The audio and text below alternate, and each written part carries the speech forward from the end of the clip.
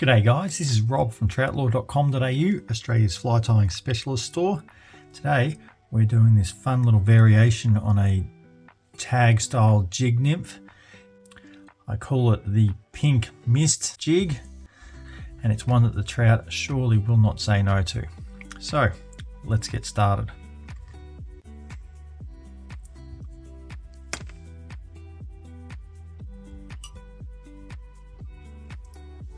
We are coming in with a Goulburn steel 5230 jig hook in the size 12, and on that we've added a 1/8 of an inch slotted tungsten bead in the pink colour. As you can see, if you look closely, there is a slotted groove in the rear of that bead. The hook point goes through the round hole, leaving the bead at the rear, which enables us to push it up and seat it further up above the line of the hook shank. So let's get started. Coming in with Veevus 8/0 thread in black, we're just going to start behind the bead there, running our thread into it and trimming out that excess. Now we want that bead to sit up in place and sit straight, so we're going to ensure that's aligned straight. Then I'm going to take some Plasti-Zap and we're just going to get a little bit onto the thread, the tiniest drop. As you can see, that's running down the thread, and then we'll push it forward so that seats into the groove of the bead, and then a few more wraps hard up against it, and that'll seat the bead in position and won't shift around through the rest of the tying process. Once that's done, we can then work our thread down the hook shank, back up again, and now we can move on to the next material. So the tail for this is a pink tag tail. But before we tie that in, we're going to tie in the rib. We're using a blue wire for that. In this case, I'm using brassy wire. You can use the Veniard copper wire or any other wire that you like. It doesn't have to be blue, but we love the way that this works in this color combination.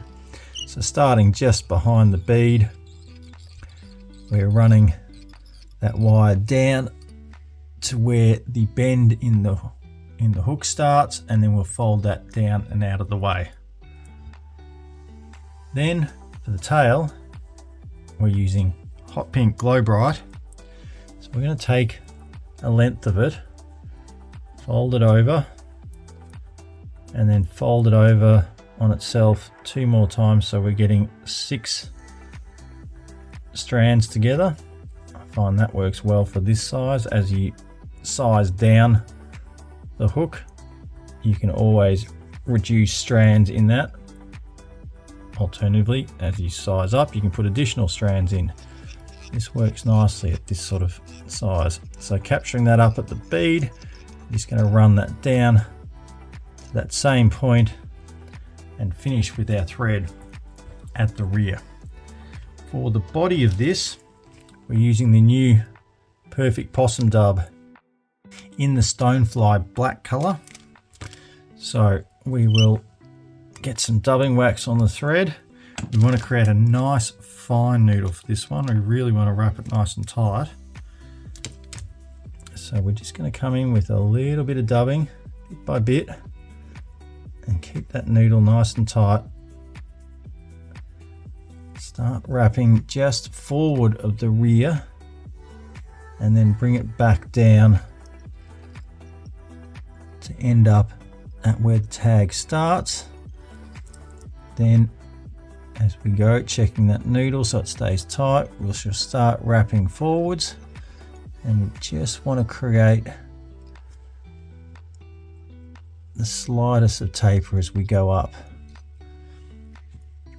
So some more dubbing wax on the thread there,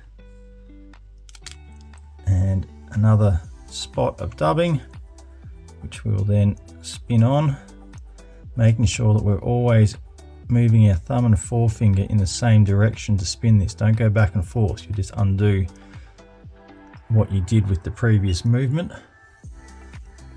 And then we'll wrap right up to the eye. Don't leave that gap there because we use this to fill out the taper underneath.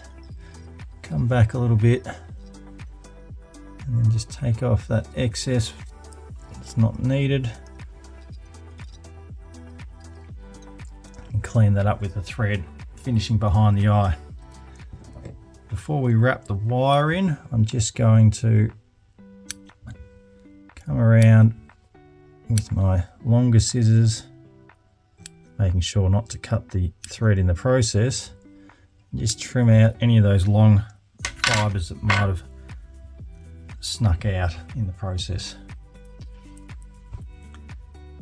Then we're going to take the wire, so that we don't capture that tag in the process. We will come underneath to start with and then wrap over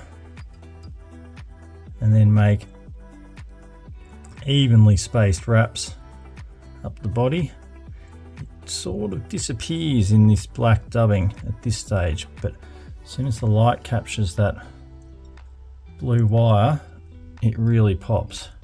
So we're just wrapping our thread around the wire a few times, and then we can come in and helicopter that free. You can just come in and trim out that tail to the appropriate length, nice and short, nice and sharp. Puff that out. That's good to go. Then we're going to work on the thorax head of the fly. So for that, we're going to start with some ice dub in the UV dun and build a slight dubbing dam at the rear of the thorax before we wrap in the CDC. So I'm going to use this as the collar. We're also going to use it just to build up a little bit of a dam to prop that CDC up so it doesn't sit flat. So we're just going to build, again, a nice fine dubbing noodle, keeping it all nice and tight, and then we'll wrap back to about a little less than the size of the bead itself. So we're not taking up all the body, maybe even less than that. That's about where we want to go, so that we don't chew into that body too much and you lose the ribbing. We just trim out those excess fibers of dubbing to clean that thread up and give that, again, a bit of a clean up for any errant strands that are popping out. We're not fussed about seeing this dubbing too much, it's just there to form that little prop for the final material, which is white CDC feathers. I'm using the ones from Veniard here. Gives a really nice contrast to these colors when you tie it on and it gets wet and creates a veil. So we're taking one of these feathers and basically we just want to preen back from the tip and trim it down to create a tiny little triangle there on the tip, and then with our thread capturing that in so that the fibers are facing back towards the rear like so. Get a few wraps in to lock it, and then we're just going to go around preening that back as we wrap, and we're going to do maybe 2 full wraps around. That's all that's needed here. Capture that off, pull any errant fibers back, 1 wrap in front, 1 wrap behind, another wrap in front, then we can come in close, trim out that stem on the CDC. This stage we can just check out those fibers, make sure that they're all fairly evenly run around the body. And now we'll come in to finish it off with the collar, going back to that UV eye stud dubbing again. So a little bit more dubbing wax and just the tiniest amount of dubbing to create another fine noodle. I'm just going to do a little more. It's amazing, 1 or 2 strands like this really goes a long way with this stuff. Doesn't look like much in your hand, but it really comes to life when you put it on the thread. And then we're just going to wrap in between the bead and that CDC, which will force the CDC back slightly. Once that's done, take our whip finisher and a couple of 3 or 4 turn whip finishes in between the bead and that dubbing. Cinch that in so it's not going anywhere and trim out the thread. To finish that off, we'll just take a drop of head cement, if I can find my bodkin. There we go. We take the tiniest drop of head cement on the bodkin and popping that in to the slot of the bead itself. That'll fill that slot up, and that's going to run down in there and lock off that thread nicely so it won't come undone. Now that we've done that, we can just go around and check. I'm going to give some of these feather fibers a bit of a trim. You don't have to. Some people say you shouldn't cut them. I don't think you should cut them straight across like that. I like to cut into them like so, just to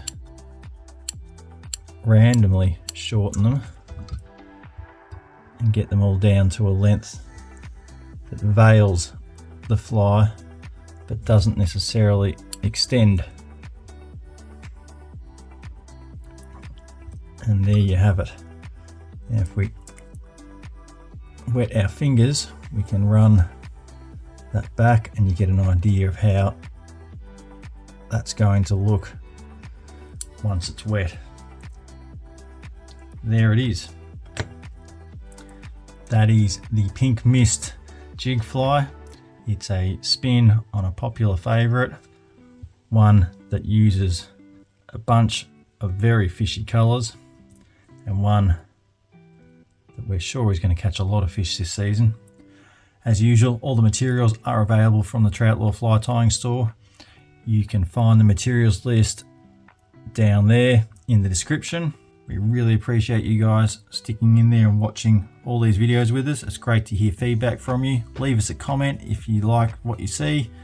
Of course, thank you for watching, and as always, happy tying.